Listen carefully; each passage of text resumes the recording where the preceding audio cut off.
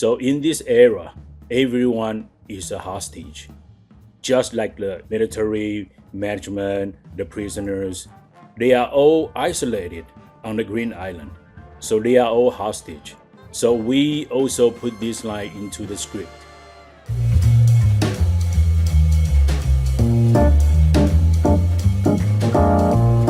Hey, we're talking about premium production in Taiwan, specifically about Black Tide Island.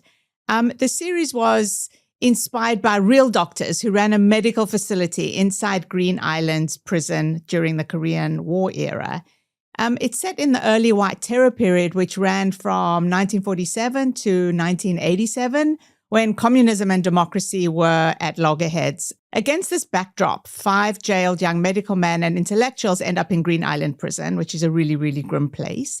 Black Tide Island was directed by Jim Wang and produced by Hakka TV and Go Inside, with producers Phil Tang, Lo Ili, hopefully I'm not mispronouncing that too badly, and Roger Cheng, who joins me today. Hi, Roger. Thank you so much for being here. Hi, Janine. Thank you for inviting me here. I'll open with a personal question. What do you like most about Black Tide Island? It's funny that actually it's way back around like 7 or 8 years ago. The director Jim is a longtime friend, and we came across this photo of a group of prisoners standing on the Green Island, and we were so curious, like what was going on. And so we started research and found out that there's actually a group of medical doctors from Taiwan that were put into jail on Green Island. And along the way, we find out that basically the backbone of the story is, when you're in jail, you feel hopeless, right? You lose your freedom, you lose everything. But these people, they still strive to, overcome the hardship and ultimately bring hope to people. So my answer would be, even in despair, when you are hopeless, you still can bring hope to people. So it's basically the theme of the whole theme of the show is what your personal takeaway rather than any specific scene or any specific character. You said 7 or 8 years. I understood that it actually took 5 years from idea to screen. What took so long? Okay, so in a market like TV, market like Taiwan, it's a small market, so it's extremely hard to raise funding for a production like this period drama. And it's like these events happened 70 years ago during the 1950s, 51, 52. So we had to not just raise funding, but also we had to recreate. We need to build the whole set. So actually, we had to build a whole set in Tainan. There's a government-funded location where they invite producers to utilize the land, the location to create film set. So yeah, so research, finding funding and building the film set, and that really took quite a many years. I'm going to come back to the bit about the government-funded location because I think Taiwan government's efforts to support the industry are really important. But I'm going to ask you a question now about the political environment that this series occurred in and one which it lands in. So the series is deeply political, even though it's a human story. Were you concerned at all about the themes or the messages?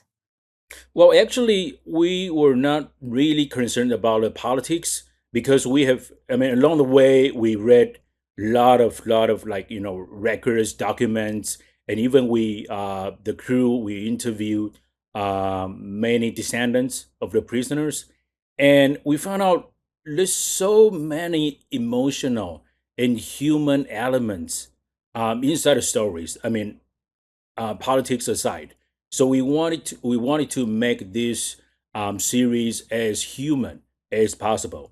So it's not like, okay, these are bad guys, these are good guys. They are management, they are prisoners. No, actually, there's a lines in the series is when the managers, the prison managers, they say, so in this era, everyone is a hostage, just like the military management, the prisoners, they are all isolated on the Green Island, so they are all hostage. So we also put this line into the script. They also highlights the spirit of the series actually. It is a really human story. I kept on going back and rewinding Mm. to specific things that are just so universal. And we will talk a little bit about distribution because it's actually not distributed outside of Taiwan yet. Um, Mm. okay, now let's talk about the replica of Green Island in Tainan. So it's a government-funded facility. Um, how much did that help you, and what went into creating this 1950s prison camp? Wouldn't it? Sorry, my question. Wouldn't it have been easier to use AI? Well, yeah, we use lots of special effects, CGI, in post production, but we still wanted to make this look as real as possible. So our department, the crew, the heads of the department, we all went to Green Island to see the real of course the real prison is no longer there, so it's just not possible to film on Green Island. We did film, I would say 20%, 25% on Green Island to capture the natural scenes, the the real scenes on Green Island, yes. But the whole prison, the reason why we had to recreate and rebuild the whole prison in Tainan is because A, we wanted to look as real as possible. As you know, sometimes AI is so fake, so it's not easy for for audience to believe, oh, this is really what's happening. And and secondly, I think it's very important for actors, for the cast to be in the real environment. I mean, it's for some actors they will say it's a huge distraction if they only act in a green screen environment. So I think that's also very important to help the actors and cast. I mean, you've got some scenes where there's a big natural rock, and they seem to be in like the bottom of the rock doing exercises, Mm. and Mm. was that in Tainan? We not just only shot in Tainan, we also shot in Kaohsiung, many parts across Taiwan, the Taiwanese mainland. So in Taipei, Taichung, if you see the underwater scene, so it's actually in the sand, deep water pool.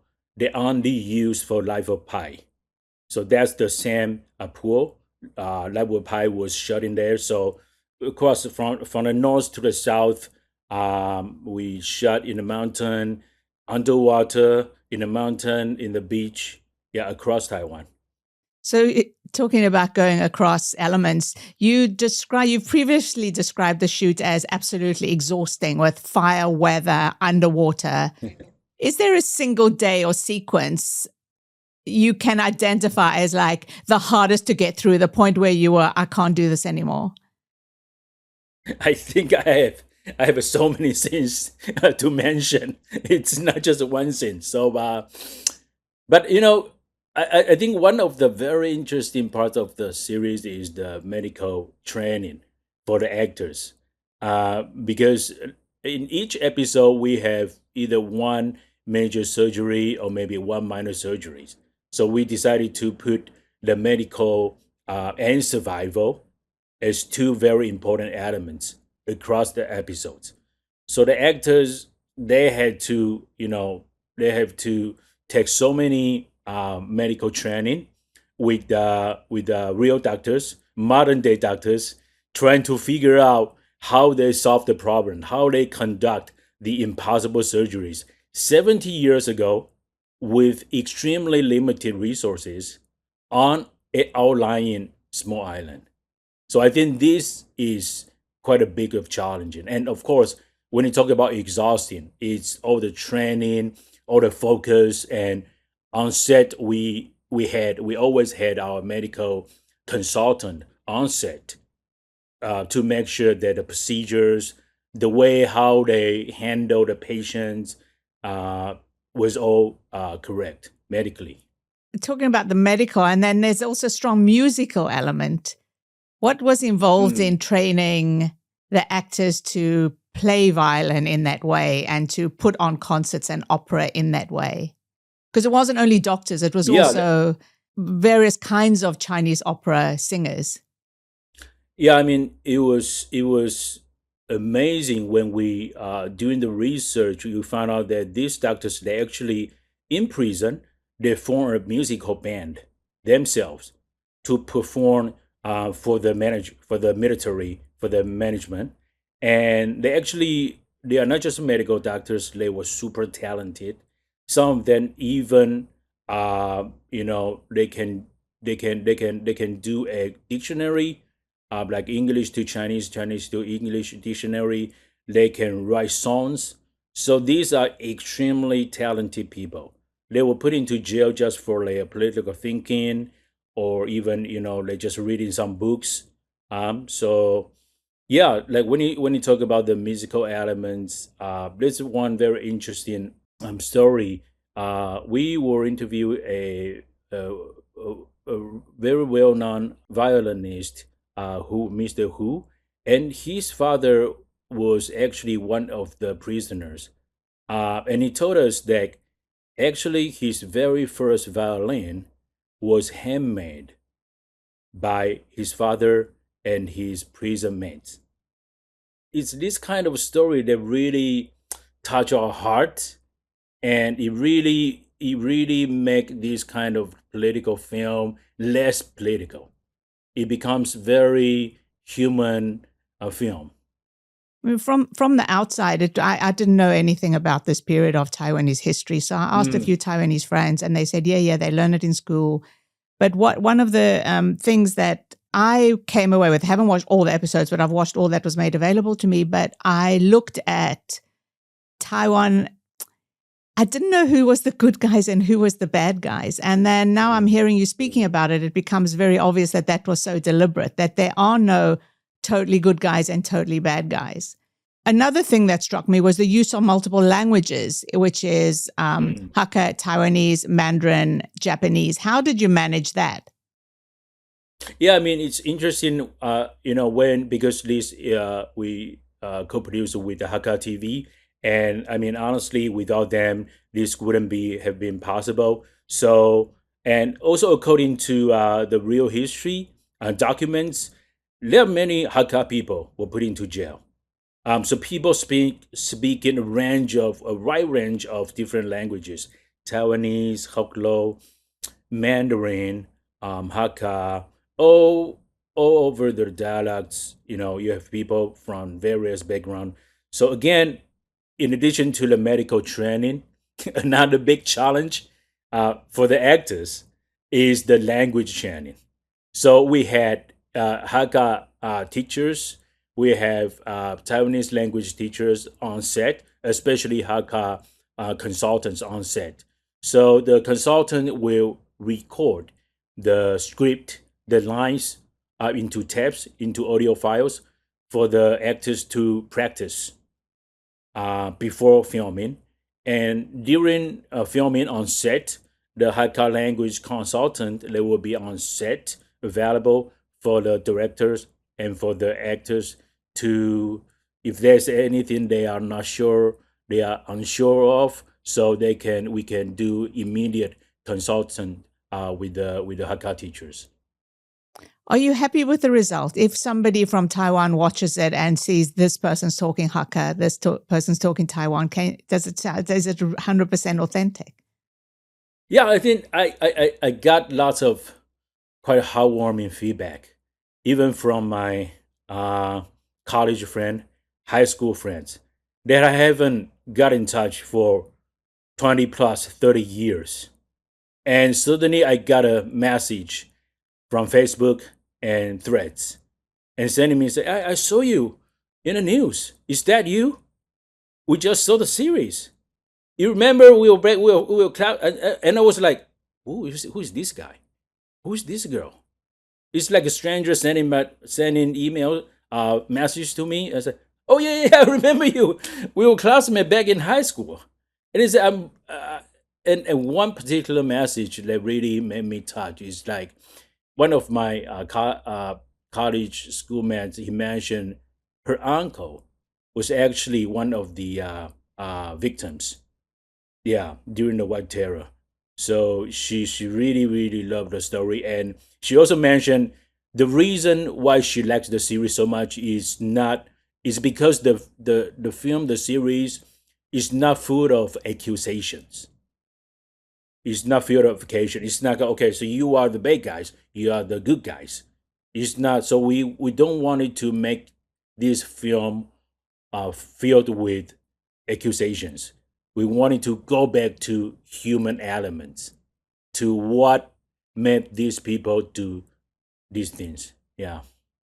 You added to all of this with a really interesting, I've not really seen this before, multi-layer interactive online experience, which is very gamified. So you can, or you one can, I did, go all around the island. You can have 360-degree view of the bunkhouse, of the kitchens, of the gardens. Is this normal? And what were you trying to achieve here? Okay, I think that's not normal for a TV series here. Especially kudos and shout out to the marketing team. They are such a great marketing team and PR team from Hakka TV. They did a great job. And I think we wanted to do this because we want to preserve the environment, the experience for the generation to come. And second thing is we want people who maybe they don't have a chance to watch the series yet. They have another opportunity to get this online experience. Was there anything about the response to the way you injected this multi-layer experience that surprised you? Anything unexpected? Or So we brought some prisoners and descendants of prisoners and relatives of prisoners, victims, back to the film set. We also did a behind the scenes short doc film on this. And when they went back and visited the film set, they started to cry and they told us this is so real. This is just so real. And they thank us for making this series. And sometimes when you make series like this, you are concerned about, potentially people may get angry, they get pissed off about some facts or whatever scenarios or lines. Yes, we were also very cautious and concerned about this. But when we arranged this like one day event for the prisoners and their descendants and relatives, and they went back, and I was like, wow, this is just amazing and so emotional. and talk about switch to tracks to the money. It's clearly a very expensive production. I don't have the production budget. I'm not sure it's been disclosed, but has been described as a breakthrough for the amount that was spent and for its focus on hacker culture. Is there anything else you think sets it apart? Because I just my observation is that Taiwan, for a lot of different reasons, the quality of Taiwan production has increased. Taiwan premium TV production has increased a lot in the last few years. Is this part of like a general move, or is it specifically Black Tide Island that raised the bar? Mm. Yeah, I think it's not just our series, not just Black Tie Island. I think it's definitely the international streamers. They raised the bar when they came into Taiwan. They definitely raised the bar because all of a sudden, not just local productions, you are competing against all the international productions. So you have no choice but to raise your standards. And I think I'm still very happy that not just Ministry of Culture, Taika. They are putting into resource, they are putting into money to try to help local producers to at least meet the international standards. And I think that's very important. Broadening out the conversation a little bit, other than streamers, and no, maybe we can't even break out streamers, but is there anything else that has impacted the ability of producers to make amazing programs? I mean, there's a lot of co-production between Singapore and Taiwan. Maybe that's one of the things. There's some co-production between Taiwan and the rest of the world in TV, not only in film, because film, I think, is also quite well established. Yeah. What else is boosting the industry? I think one thing is very important is the creative freedom. Like we started to make films on subjects that's not just love story, not just like funny story. I mean, romance works quite well for the past few decades. Taiwanese romance stories or so-called idol stories. It's not expensive. It could be very cheaply made, and it performed quite well. But we just keep asking ourselves, so what else besides idol stories, idol drama? Can we start it, making films about our own history, our own past, or true crime stories? Yeah. And in doing this, in making this all happen, what do you think is the most significant creative challenge? Because I know Taiwan's superpower is democracy and freedom of speech, the fact that you can really address most things. What is your creative challenge? Mm. I think from a creative perspective, I think even for a producer's perspective, the biggest challenge is the PML. So we spend so much money into production, but extremely hard to recoup. So my idea is like, should we start doing more middle budget production? I'm not talking about really cheap productions, but middle budget productions, and trying to recoup from international distribution. And again, this is not just Taiwan's problem. Apparently, this is a problem and an issue in many countries as well. But again, from a creative perspective, we enjoy so much freedom to write whatever you want, to film whatever you want. But again, sometimes I wear a head of creative head, but most of the time I wear a head of a producer's hat, and I would think, well, no, no, no, this is not right. This is just too much, and we don't have so much potential forecast for distribution revenue. So I think this is not just happening now. It's for the past, I would say, 5-10 years. It just becomes more quite an issue because right now productions becomes very very expensive, more and more expensive, even in the region. Not just Taiwan. If you look at Korea, Japan is actually quite okay, but if you look at Singapore, Philippines, Thailand, all the production fees and personnel is skyrocketing. Yeah. Do you see an opportunity in more co-production? Yeah, I think so. So against this backdrop, co-production becomes very critical. So you want to lower risk. So you have more like production funding from different sources, and everybody share the risk. And again, everybody share the potential revenue, profit. So I think, especially in the markets like Taiwan or in East Asia, Southeast Asia, co-production is really the way to go. Despite being the fact that co-production could be a huge headache as well. Well, I think the headaches can't be underestimated, but it seems like some people are making it work. I think I'd like to bring up, like, the reputation of Taiwan is that people are very precious about their stories and that they're very protective of their creative vision. Do you think that this is a superpower or is it a barrier to co-production? When you talk about co-production, I would say Taiwan is still pretty new in the game. So it's not much because back in the days it's a pretty direct like commissioning model. So we take some kind of money from the TV station or platforms, and we're trying to make some production fee out of it. It's pretty straightforward.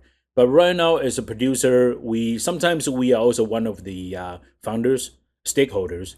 So it becomes more complex. But actually, I think that's a good thing because then the production companies and the producer director they will start trying to think, okay, we need to make the budget reasonable because we are on the table discussing potential distribution plan, revenue plan, financing plan. So it's not just like a direct to it's not like that before the commissioning model, which was very straightforward and a lot easier for the producer especially. Yeah, but right now I don't think we still do lots of commissioning work, but more and more we are discussing more co-pros. And it's a nice segue into Taiwan government support. The government agency, even though we look at it from the outside and say, but they've had so many heads, like every 3 years, every 2 years, the leaders change, and maybe it's a good Mm, thing, maybe it's a bad thing, but it seems like the mm, continuity keeps being disrupted in from the outside mm. view, to be honest. But at the same time, the support seems to be unshakable, and the government seems to be still very supportive of the creative industries. How would you like to see this support develop? Yeah, I know. I have some good friends from the agency, from the government. I always tell them that you guys do a good job. Yes, we can. There's so many improvements to make, but yes, I still want to say thank you to them because it's not easy job. Again, it's not easy job. No matter what you do, there's always criticism outside. So when I meet them, my friends there, I say thank you. Thank you very much for your good work. And also, I tell them that don't be upset because it's only at 3 years old, 4 years old. Oh, yeah, It's still about maybe infant. five or five. I think five. So Yeah, there's been three, but 2, 4, 6 years for old. 5 years. Yeah, he's still young baby, right? Yeah. It's a very very young. So don't be too tough on yourself. And I'm the guy who wants to be. I love optimism, even though from a producer perspective, the environment is extremely tough. It's very very tough. Like for example, like Disney Plus is considering the free model, so even OTT is struggling. Many international streamers is struggling. Even Netflix is struggling. So it's not easy for everyone. So I think it's also a good time that when you talk about disruption, right? So disruption means uh, a great opportunity for teamwork that that couldn't have been seen before. Yeah, so that's why what I see, especially for corporal, like for example, if I have got money, you got money, we don't need to do corporal, right? But right now, we everybody need to share risks, financial risk, creative risk. But again, I will tell them we are not just share risk, we are also share friendship, we are also share relationship. So that's why honestly, so many people have left the industry, especially after COVID. It's very very hard. Even running for myself, even running a small production company in Taipei, it's tough. It's not easy. But yeah, my many of my coworkers and friends in the industry have already left the industry. But the reason why I'm still kind of like I'm still very very hopeful for the industry is actually we are seeing more opportunities than challenges for the years to come. You mentioned your own production company. It's called, and correct me if I'm wrong, Go Inside, and Yes. it leverages your long history in documentary production. If I'm not wrong, you started off in Discovery. You still make documentaries. One of them was for CNA in Singapore, which was called the ATM Heist. What else Yeah, are you? inside the Maybe great talk a little ATM bit about the heist. ATM Heist and tell us what else you're Okay. working on now. Okay. And coming from a background of journalism, actually after college, I was a graduate student of journalism at National Taiwan University. So after that, I actually my first job was TV producers with Reuters news agencies. So actually, it's very interesting. So my company, we have two small departments. One is focused on factual, so nonfiction, documentaries, travel shows, kids shows. And another one is more dedicated to scripted drama, movies, telemovies. And funny enough, right now, so far, all our drama series, movies are all based on true stories or inspired by true events. So apparently, I'm quite a real story guy. Yeah, I don't think we have a, so we are developing more feature film right now. And again, they are also inspired by true stories. So I really love real stories. So back to the Inside the Great ATM Heist.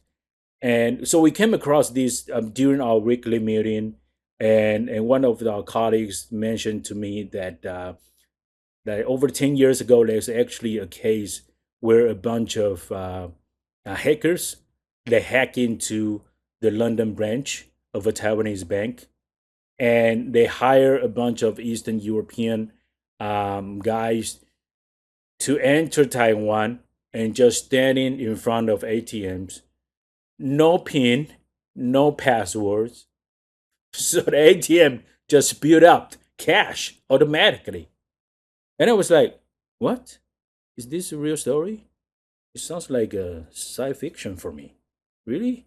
Then they sent me the news link. I was like, what? What's going on? Yeah. So we are still developing more true crime stories. Yeah, so true crime stories, documentaries, and we actually just wrapped up filming a telemovie again for the just like Through the Cracks for Thai TV, and it's based on the fact that uh, the baseball is the national sports here, and actually over half of the America's MLB, the professional baseball teams, they have full-time scouts here.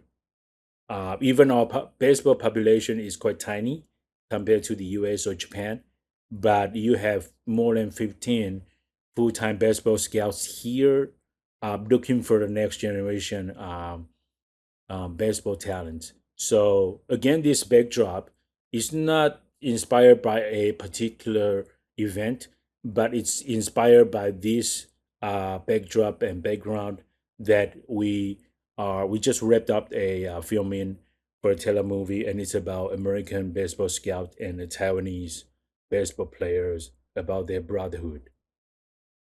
When can we expect to see that? Next year, I hopefully maybe next spring, before next summer. Great.